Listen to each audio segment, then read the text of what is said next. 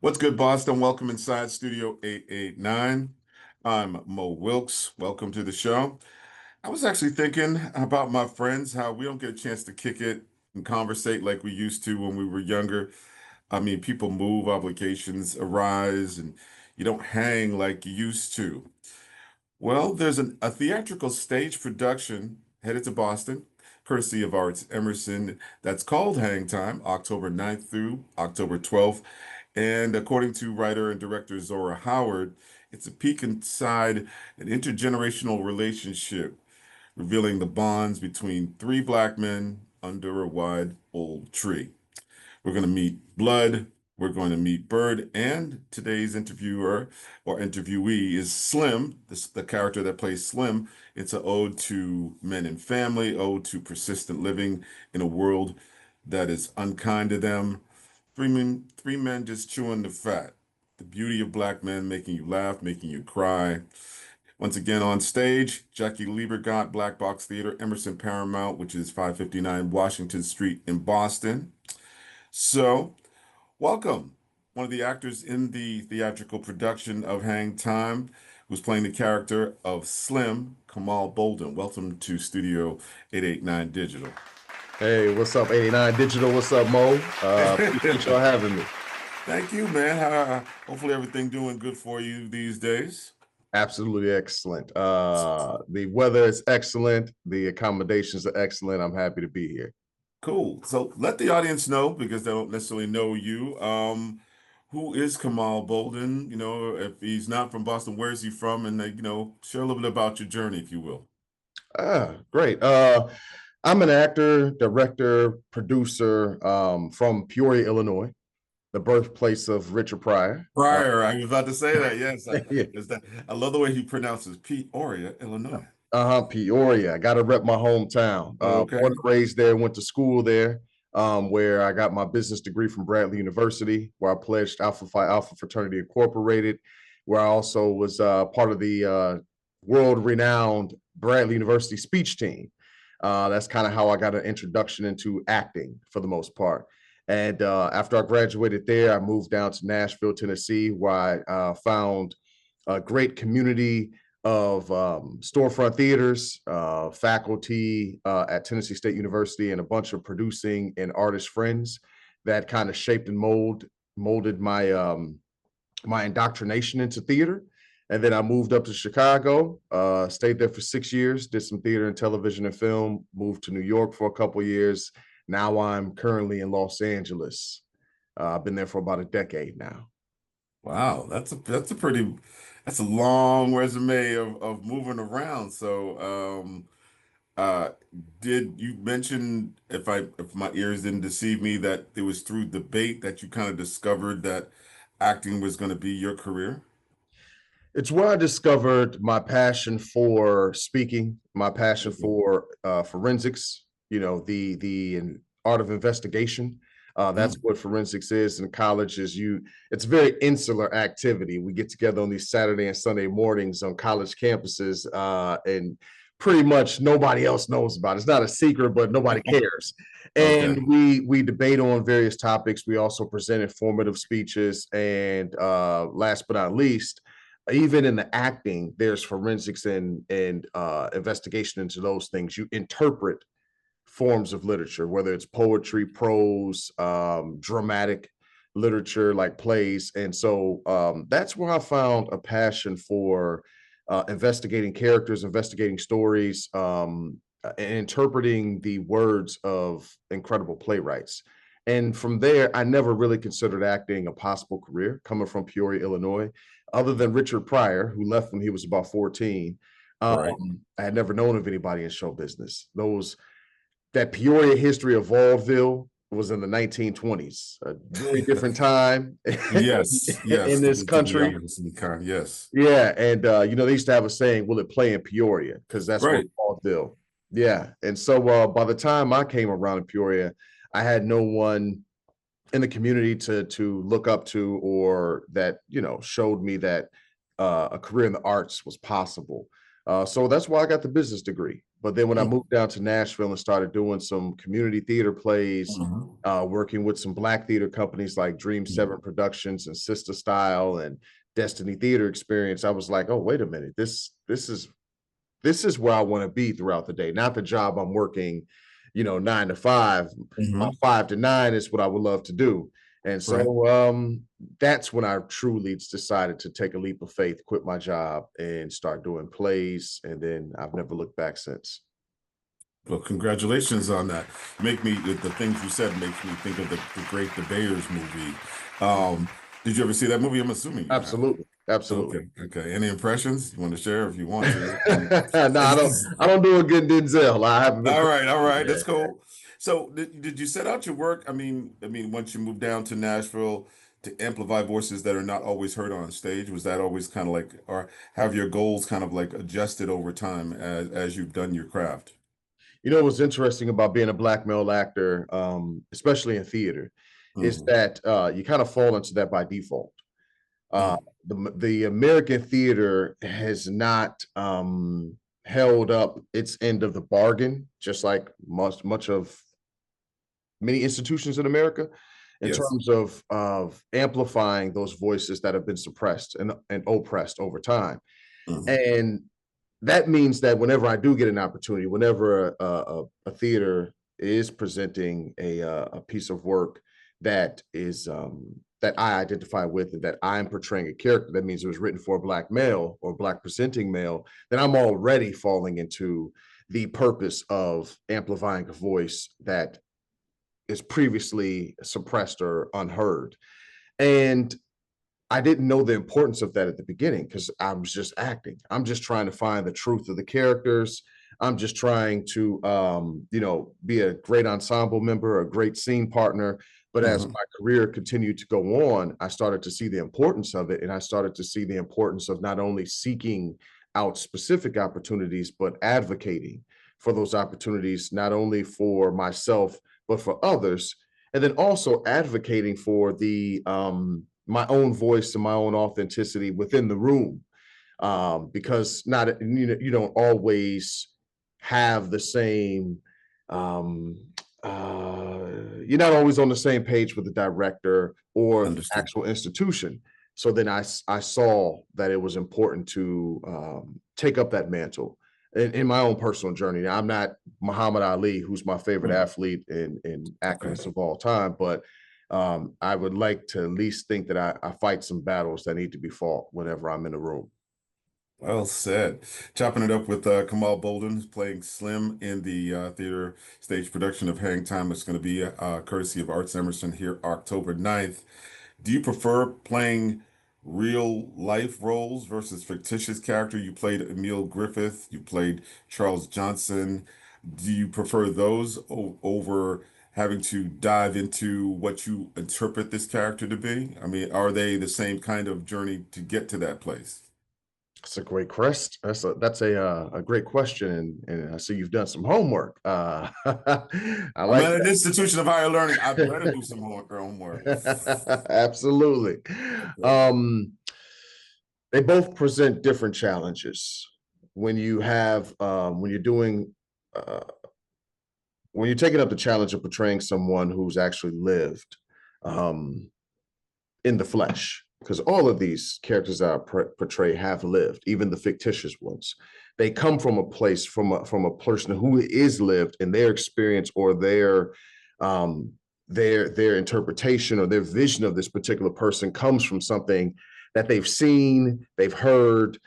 For instance, August Wilson is one of my favorite playwrights, and so even though he writes, Troy Maxon, that person is an amalgamation of men in his life. So those men Right. have lived. Right now, Hang Time, Slim has lived. He is very much representative of the uncles that I've experienced, that I've lived with, and that I've learned from, the friends I've had. So it's a different challenge. I would say when I'm portraying someone who has lived, the first hurdle to get over is taking the boulder off your back of responsibility of mimicking or Mm. being specifically that person. Once and that's hard. You can't hold the weight of history. You can't uphold that. Your back is not strong enough to be like, I have to specifically be Emil Griffith or Jackie Robinson. The best I can do is uh, to pay homage to that person, is to give the truth and the honesty of the situation and the circumstances of those men. And so that's very difficult because you do want to give people a sense of who this person was. Now, when I'm creating a character from a fictitious place, there's a little bit more freedom. There's a little bit more creative license in those in that situation. But I enjoy them both equally. I just love a challenge. Very cool. Well, I'm looking forward to seeing you now playing Slim. Now, is Slim in the same age range that you currently are? Is he older? Is he younger? Oh yeah, yeah. Slim is supposed to be late 30s, early 40s. Yeah. And so it hews very close to who I am right now. I draw from I draw from my Uncle James. I draw from my Uncle Homer, my Uncle Dwayne, I draw from my stepfather. I draw from a lot of the men that I grew up with and who they were when they were this age, when they were in Mm. their late 30s, who I experienced them to be when I was young and looking up to them. And, sometimes questioning, what did that really make sense? I mean, I know you older than me, but at the same time, I don't, my learning right now dictates that that's a little off. But you're saying it with so much authority.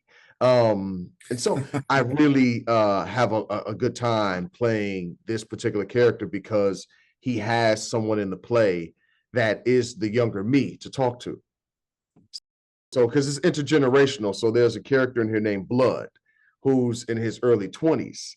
And so the relationship I have with him is I get to play my uncle, my stepfather, my grandfather talking to me when I was younger. You know what I mean? And so I try to put myself in those shoes of a place of intellectual superiority, but at the same time, phoning some stuff in, some stuff I really don't know what I'm talking about. But at the same time, the interest is the intention is to lead them to a place that's better than where I came from before. I don't want them to go through the same things I went through. And so it's really fun drawing on that dynamic and playing around with the other two guys in this play. Does it take place in present day? I Or can't does it answer take, that oh, question. you can't, oh, okay. All right. So, Time is interesting in this particular play. Zora Howard, this Pulitzer Prize finalist. She's someone, if you mention her name in the theater circles, people go, oh yeah, Zora. Oh yeah, I know Zora. I know Zora's work. She's an auteur director, of theater. She's very specific with her vision. She's very specific with the language and the dialogue and the poetry. And she's very specific about not defining things that she doesn't want to be defined by her or us as the actors, but defined by the viewer. She wants the audience to decide how they want to not only experience and see the play, but how they want to be affected by it. If they want to lean into it or if they want to pull back, she gives them the keys and makes them the driver in that seat rather than trying to shape and manipulate people into a specific way of thinking. So time, I can't answer if it's in the present, the past, the future. mm. It changes. You've piqued my interest, though. You've piqued my interest to make me think. I mean, in a lot of the Black experiences that Black men have, there's a continuum. Fortunately and unfortunately, that's a long period. It's a long arc. So it could be taking place maybe 50 years ago. It could be taking place today. Hopefully, it will not be taking place in the future. But I like that you said that. Now you've recognized and you shared something about Zora Howard. Is this the first time that you have actually worked together? How did you actually connect with this work, Hang Time? Um, if you would. Yeah. This is the first time I worked with Zora. There's a brilliant playwright and actor named Ngozi who works in New York, and she referred me to Zora a few years back to work on a workshop. And we were doing the workshop over Zoom because we were still in the midst of quarantining and pandemic and that type of stuff. And I was immediately intrigued by the play from the first page. And I'm not even talking about the first page of dialogue, just the character descriptions, and then the first quotation that she used, which I believe is excuse me. It's a Sonia Sanchez one. No. It's an Sasaki Shange one. And so she uses this beautiful quotation. So I'm like, oh wow, what's this play about? And then the first page, I immediately I'm struck. I'm like, wow, I am moved and touched from page number one. And I fought hard to stay a part of this. As I live in Los Angeles, she lives in New York. The majority of the stuff takes place there. I knew I had to be a part of this play at any cost possible, whenever necessary. So whenever something comes up, I'm like, hey, Zora, but keep me in mind for Hang Time. Keep me in mind for Hang Time. And so when it came back around to do this particular production tour, I joined on at Arizona State University. And now I'm here. We're going to Northwestern University, and then we're going to finish up at the Apollo in Harlem. So we have a great tour established from some very I think apropos, very very important cities, especially Boston. I think for instance, where I'm staying at ArtsEmerson, walk through Boston Commons, and I was like, oh, let me walk. And it was at night, and like I said, the weather's beautiful right now, so everybody's out. And I happen to look over, and I'm like, what is that? What's that big, something kind of bronze, kind of glimmering in the darkness, but it's being, excuse me, illuminated from underneath it. And I looked and I went, oh my God, that's the embrace. That's that sculpture. Hank, that's the Hank Willis Thomas sculpture, the embrace. Oh wow. And I forgot that it was in Boston. I remember there was a big controversy over it. And I went out and bought his book. I think it's something like All Things Being Equal. And I think that's incredible that that's in Boston. That same night, after I saw The Embrace, which is Martin Luther King Jr. and Coretta Scott King, I go a little bit further up to get some pizza, and I see these almost like bus booths, and they're in a straight line, and I'm seeing steam coming from underneath each booth and I'm seeing people walking. I'm like, what's this steam or whatever? And so I go to the beginning of it, and I was like, well, let me just walk through this. I had no idea what it was, but I was like, what? And I went, wait a minute. I hadn't seen any signs, but I'm coming from seeing The Embrace. This is the city where the American Revolution started. I'm like, wait a minute, this can't be what I think it is. So I walked through it, and it was very moving, very touching. And at the end of that scene, I saw the Holocaust. And I was like, wow, Boston, you guys are, at least the arts here are doing a great job of reconciling or attempting to force conversation and keep the knowledge of the atrocities that have happened to different people of America.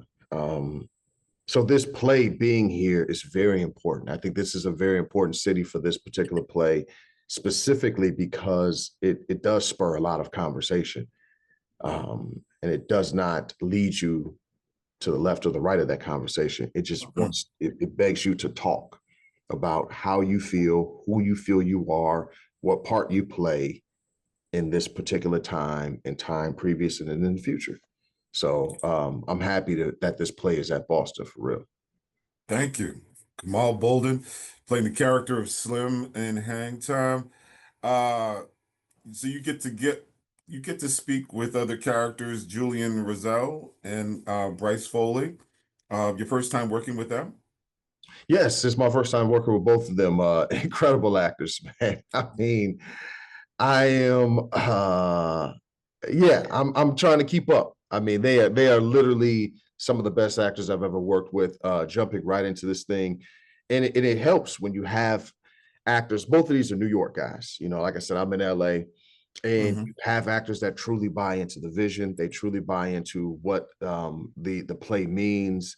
And there's something that's different than just getting a paycheck or just doing a job and just having fun. When it comes from a place that the play's themes resonate with you deeply from a cultural and a spiritual perspective, Hmm. it makes for a tighter ensemble, and it makes for a lot more fun and collaboration in the workspace.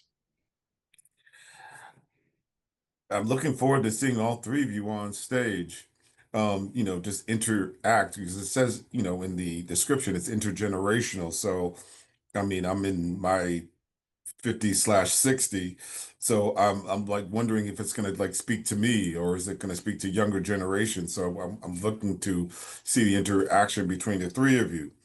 Um, why is it in your mind, I mean, important during this time in our history that voices of color, Black male voices especially, are heard and are able to share what matters to them? Whew, that's a great question, Mo. Wow. I'm doing pretty good with the questions then. Yes, you are. I Yes, you are. hope, I hope, I hope.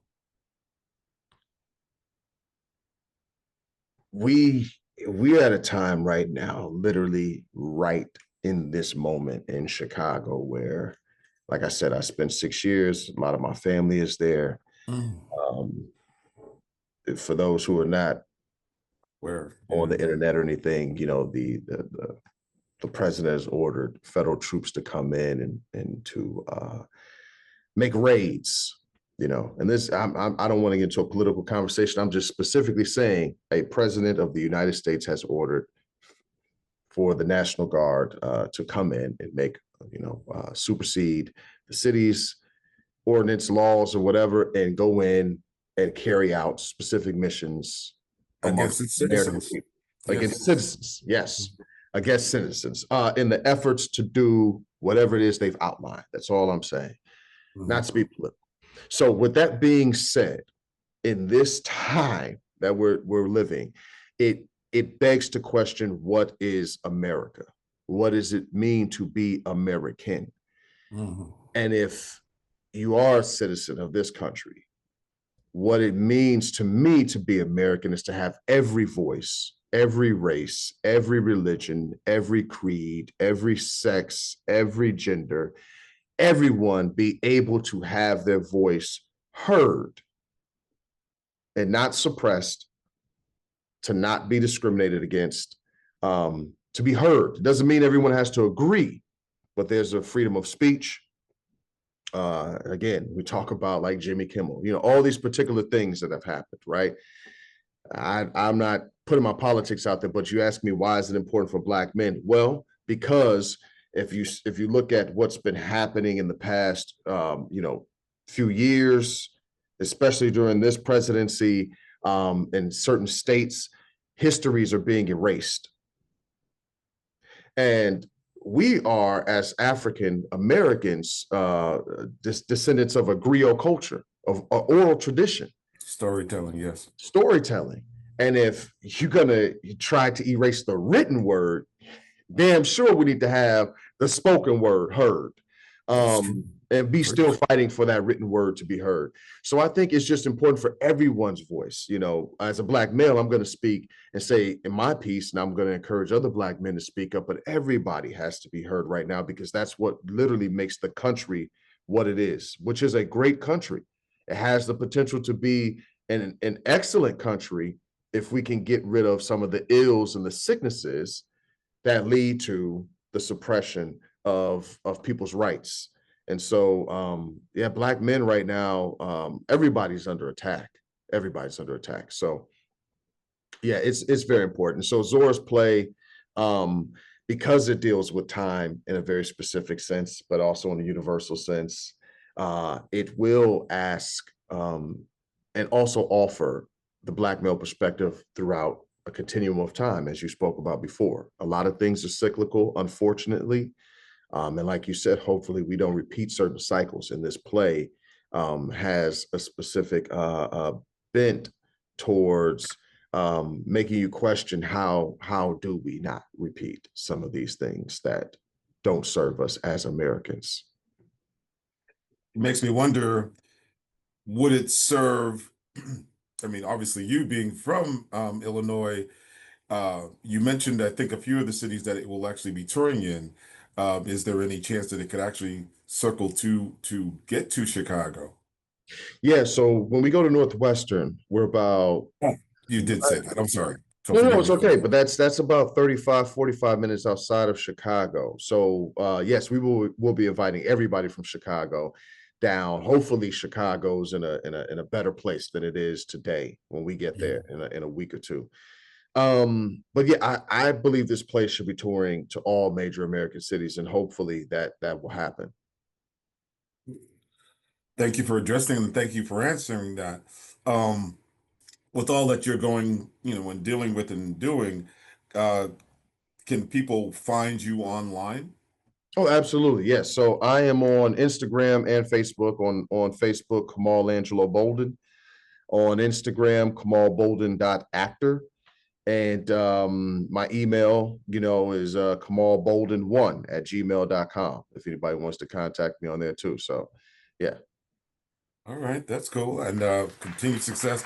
Can't wait to see this particular amazing work. It's called Hang Time once again, and it's running through Thursday, October 9th through Sunday, October 12th. And it's courtesy of Arts Emerson. Shout out to our partners at Arts Emerson at the Emerson Paramount Center.